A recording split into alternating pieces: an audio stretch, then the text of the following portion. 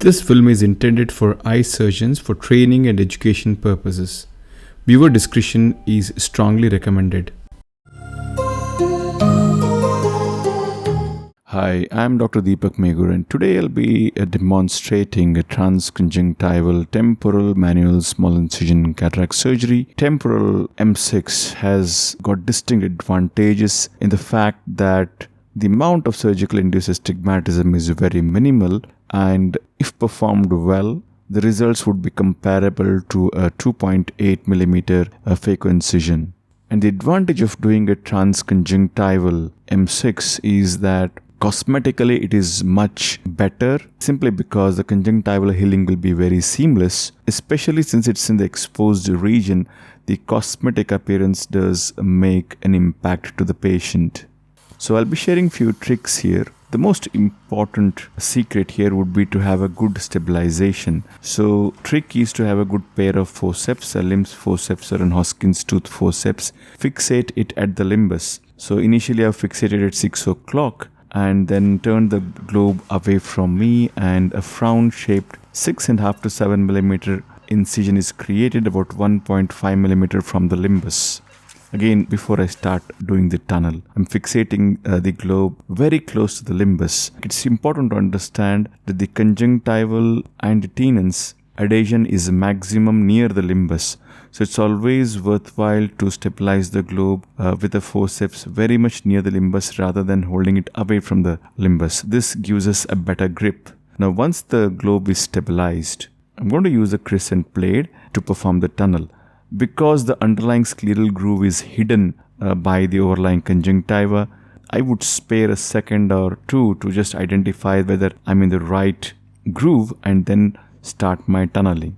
So we have got an extra layer of conjunctiva, but we should be sure that we are not too superficial, not too deep. With experience, we'll come to know that we are in the right plane, but one clue would be that the blade should be visible as you do it through the cornea. But in eyes with thick arcus, it might not be so easy, but in this case, at least it's easy.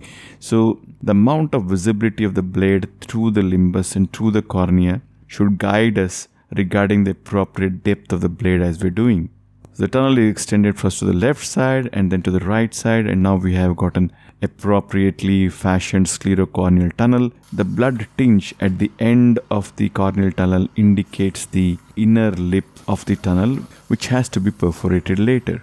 Now this is an hypermature Morgagnian cataract in an elderly male patient. Side ports are done, the capsule is stained under the air bubble, the dye is irrigated out, the chamber is refilled with OVD. I also prefer to use viscoelastic to delineate the tunnel so that I can slide in my 2.8 millimeter keratome inside the tunnel and identify the far end of the corneal lip.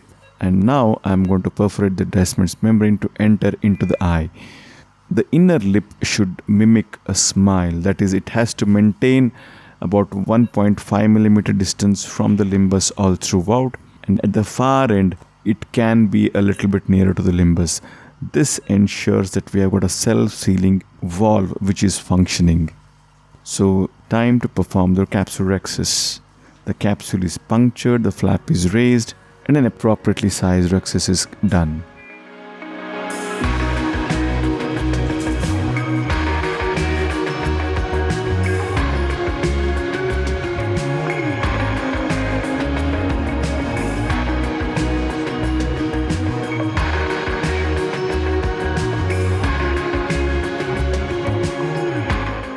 A gentle hydrodissection is used to just ensure that the nucleus is freely mobile.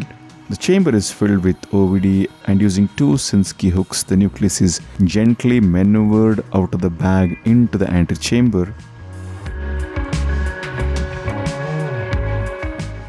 And using the phaco sandwich technique, the nucleus is pulled out of the eye. The bag is refilled with OVD and the planned PMMA lens is placed into the bag.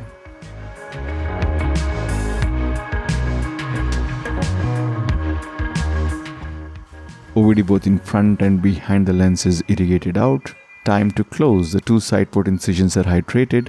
The loose ends of the conjunctival incision can be cauterized if needed.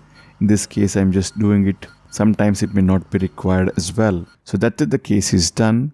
So to summarize few tips, so transconjunctival SICS is a good option because it gives a better cosmetic outcome, especially when you're doing a temporal incision, because the incision would be visible otherwise.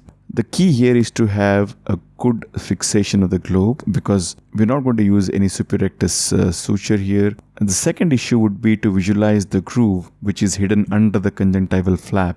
For the surgeons who are doing this for the first couple of times, there's always a risk of either being too superficial or too deep, because assessing the depth of the tunnel through the conjunctiva becomes a challenge. But with experience, one can overcome this small hurdle and achieve good outcomes. So that was it. Thank you for watching and hope you found this helpful.